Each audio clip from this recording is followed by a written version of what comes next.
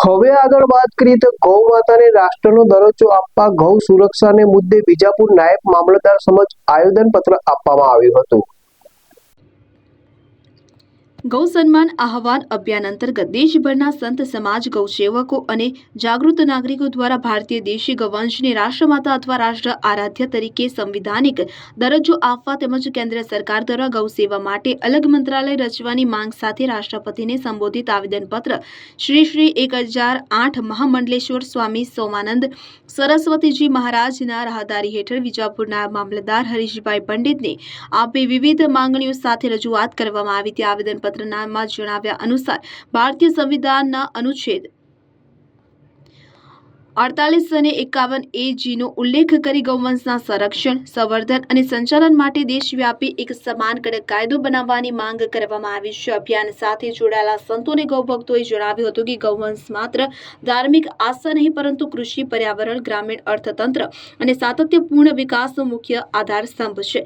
આવેદનમાં ગૌવધ પર કડક પ્રતિબંધ, ગૌ તસ્કરીને બિનજામીનપાત્ર ગુનો જાહેર કરવા, ગૌવંશ માટે કેન્દ્રીય ગૌ સેવા મંત્રાલય રચવા અને દેશભરમાં ગૌશાળા તથા નંદી શાળાની સ્થાપના જેવી માંગણીઓ રજૂ કરવામાં આવી છે. સાથે જ પંચગવ્ય આધારિત કુદરતી ખેતીને પ્રોત્સાહન આપવા, શાળાના પાઠ્યક્રમ ગૌ વિજ્ઞાનનો સમાવેશ કરવા અને રાષ્ટ્રીય તથા રાજ્ય માર્ગો પર ગૌવંશ માટે એમ્બ્યુલન્સ તથા ટ્રોમા સેન્ટર ઉભા કરવાની પણ માંગ કરવામાં આવી છે. અભિયાનના કાર્યકર એ જણાવ્યું હતું કે તાજેતરમાં રાષ્ટ્રપતિ દ્વારા બ્રજ ક્ષેત્રમાં ગૌપૂજન કરાયા બાદ ગૌપ્રેમીઓમાં નવી આશા જાગી છે અને હવે દેશ ગૌવંશને રાષ્ટ્રીય સ્તરે વિશેષ સંરક્ષણ મળે તેવી અપેક્ષા છે. આવેદનપત્રમાં દેશના વડાપ્રધાન અને રાષ્ટ્રપતિને ગૌવંશના સંરક્ષણ માટે તાત્કાલિક નીતિગત અને કાનૂની પગલાં લેવા વિનંતી કરવામાં આવી છે. ગૌ સન્માન આહવાન અભિયાન દ્વારા દેશભરના નાગરિકોને આ અભિયાન સાથે જોડાવા અપીલ પણ કરવામાં આવી છે.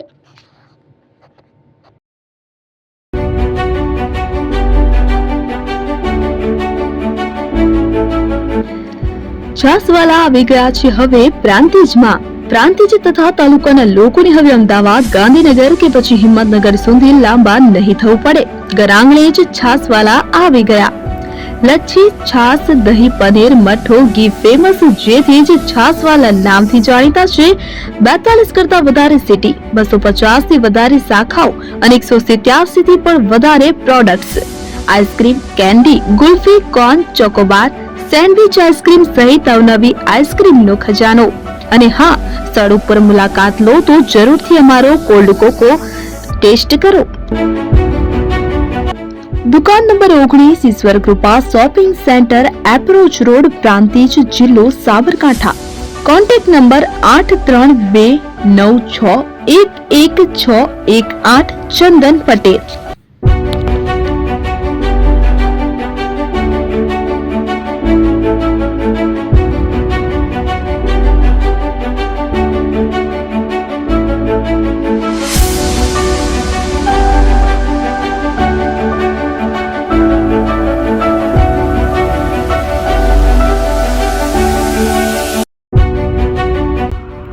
એપી જ્વેલર્સ સાબરકાંઠા અરવલ્લી જિલ્લાનો વિશાળ એકમાત્ર શોરૂમ પ્રાંતિજ ખાતે આવેલ છે. હવે સોના ચાંદીના શોખીનોને અમદાવાદ, બરોડા, સુરત કે મુંબઈ સુધી લાંબા નહીં થવું પડે. ઘર આંગણે જ વિશાળ showroom. Gold, silver, antique, diamond ખરીદવા માટે વિશ્વાસપાત્ર શોરૂમ એટલે એપી જ્વેલર્સ.